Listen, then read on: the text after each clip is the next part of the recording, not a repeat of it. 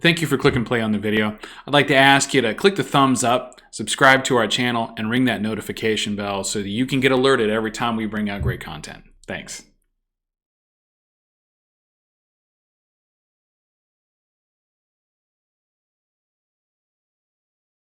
Hey YouTube comic community, this is Jimmy the Geek Aficionado with another treasure hunt video.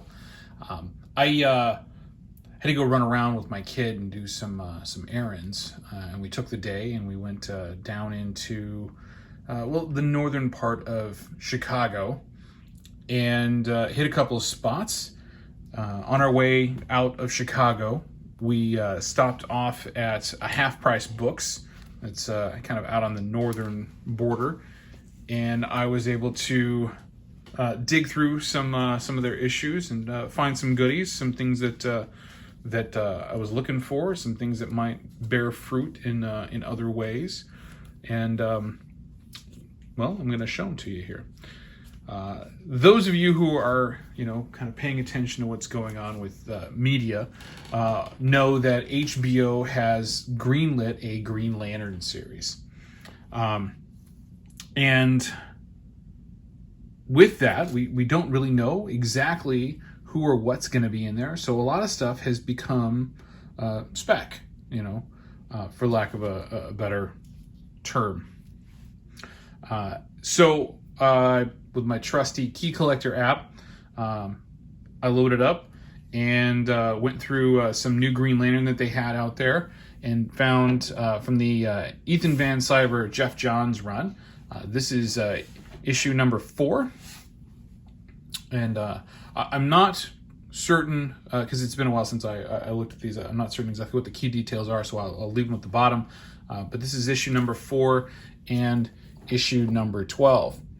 Relatively certain these are some first appearances of some of the newer lanterns, ones that might be showing up in the Green Lantern Corps series. So we'll know at a later time. But I did find some nice clean copies of these Adam Hughes Batgirls. This is issue number 2. This is probably my favorite one of the ones that he did for Batgirl. This one and the next one I'm going to show you with her in front of the tombstone in the graveyard being hunted, and this one here, shot of her with Batman kind of silhouetted underneath him with both capes out. Just a really great shot, beautiful craftsmanship on his part, just the way he's able to draw. He's truly marvelous, and I love his work. I really do. Well, keeping on with the Batgirls, I found some more Batgirl issues hanging out and around there. More specifically, these are ones that I've been looking for from the Cassandra Cain run. Specifically, we got issue number 13, and these were all $1, which is awesome. I haven't swapped out the bags on these just yet, but we've got issue number 13, issue number 24, issue number 48. Oh, and this is part of the Bruce Wayne murderer storyline. This is part 2. So we see Bruce Wayne being carted off by the GCPD because they think he killed somebody. This is issue 48. And then 51. Looks like Poison Ivy might be involved in this one. And 67 featuring Black Canary.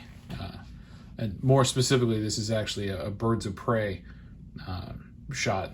So we've got Oracle in the background. So this is pre-New 52, when they brought the original Batgirl, Barbara Gordon, back into the Batgirl costume. So this was actually the first Batgirl series that was ever launched, and it came out of Cassandra Cain's her coming to the Batman family during one of the big crossover events. I want to say it was Cataclysm.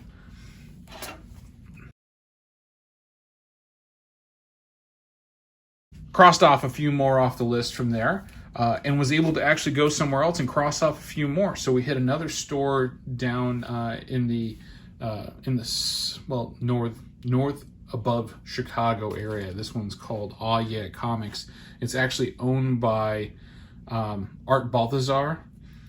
I want to say it's Art Balthazar. Yeah, Art Balthazar. There's two of them that do a lot of the tiny toons or tiny titans and those kind of books.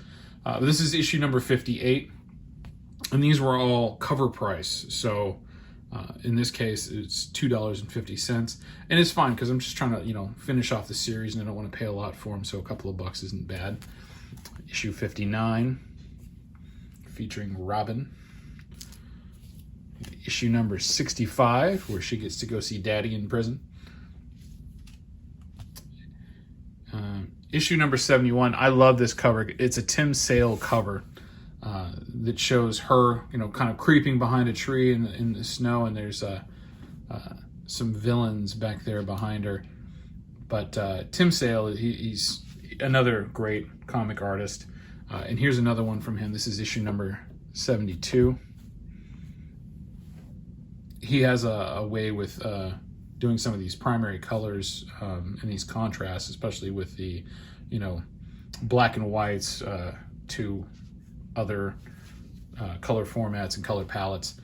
But his work is just super good. If you haven't seen any of the Long Halloween or Dark Victory or Haunted Night, the Jeff Loeb and Tim Sale books, or even on the Marvel side, the primary color books, those were the big ones, like Daredevil Yellow, Spider-Man Blue, Hulk Gray, things like that. They were just really well done, great art, and excellent storylines. All right, so still at Aw Yeah Comics, still digging through their back issues. I was able to actually finish off my Legends of the Dark Knight run, right? Just got the last group that I needed to get, and here they are. This is issue 145, part 4 of The Demon Laughs. So, and a really cool Joker cover there. 146. 148, so this covers up the bad storyline. If you haven't checked out Legends of the Dark Knight, they're pretty cool because they're like small runs, small storylines, mini-series storylines that are contained in a larger long-term format, and they're all done by different creative teams. So it's never the same creative team on the book beyond the storyline. So this is Doug Munch and Barry Kitson. And then you've got 154, Colossus, part 1 with Mike Barron and Bill Reinhold. 155, part 2 of 2. So then they're done. And then you've got, here we go, Loyalties, part 3. This is issue 161 with an Ostrander story. So great being able to finish off this run. Issue 162, we're back to the Joker. This is a John Arcudi and Roger Langridge story. 163. It's no surprise that I was missing all of the Joker ones, right? Because those are the ones that are going to obviously be more elusive. Really interesting art on that guy. And later in the run, we got 181. This is a great Batgirl cover. I love the way it's done. I don't even know who it is that did it, but I think it's a great Batgirl cover. And then 195, we get a Mr. Freeze story. It's 4 of 5. And 199.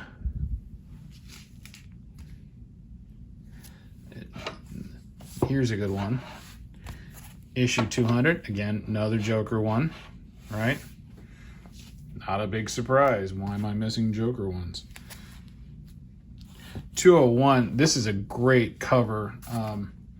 The artist looks really familiar. I just haven't been able to place him, but and then keeping on with great covers, this is another great one with the black, white, and red. This is issue number 214.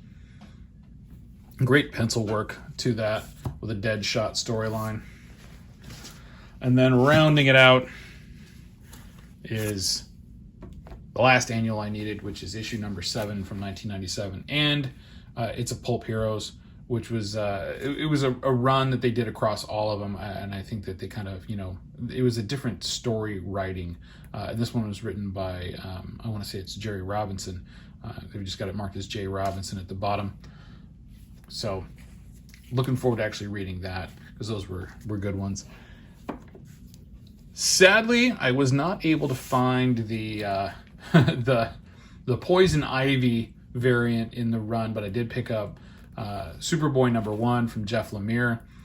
This was a short run. I intend to go back and get the rest of them. I was kind of tapped out at the time because of this next set, and just, you know, got this one just so I had it, a nice solid copy. This is the last Superboy run before New 52, and it was really solid Jeff Lemire run. And if you're not familiar with his work, go check out Gideon Falls.